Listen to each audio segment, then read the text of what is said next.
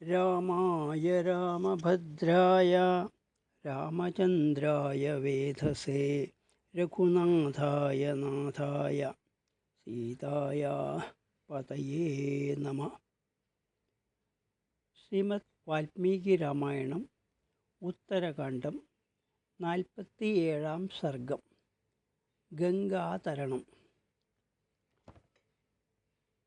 സീത ഋഷികളുടെ തപോവനത്തിൽ ഒരു നാളെങ്കിലും പാർക്കണം എന്ന ആഗ്രഹം ശ്രീരാമനെ അറിയിച്ചു.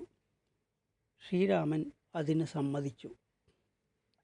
ജനാപവാദത്തെ ഭയന്ന് സീതയെ ഉപേക്ഷിക്കാൻ ശ്രീരാമൻ തീരുമാനിച്ചു.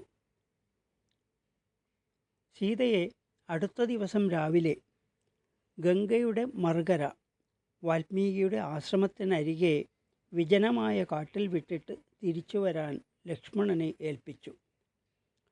സുമന്ത്രർ നയിക്കുന്ന തേരിൽ സീതയോടൊത്ത് ലക്ഷ്മണൻ ഗംഗാതീരത്തെത്തി.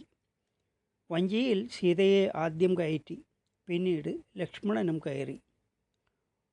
സുമന്ത്രരോട് ഇവിടെ കാത്തു നിൽക്കുക എന്ന് പറഞ്ഞ് തോണിക്കാരനോട് പുറപ്പെടാൻ പറഞ്ഞു.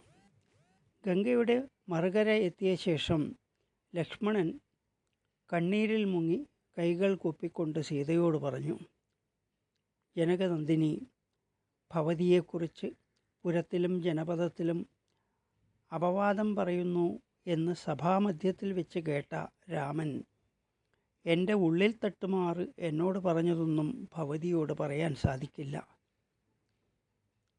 രാജാവ് ലോകാപവാദത്തിൽ നിന്ന് ഭയന്ന് ഭവതിയെ ഉപേക്ഷിച്ചു എന്ന് ഭവതി ധരിച്ചാലും ഭവതി മറിച്ചൊന്നും കരുതരുത്.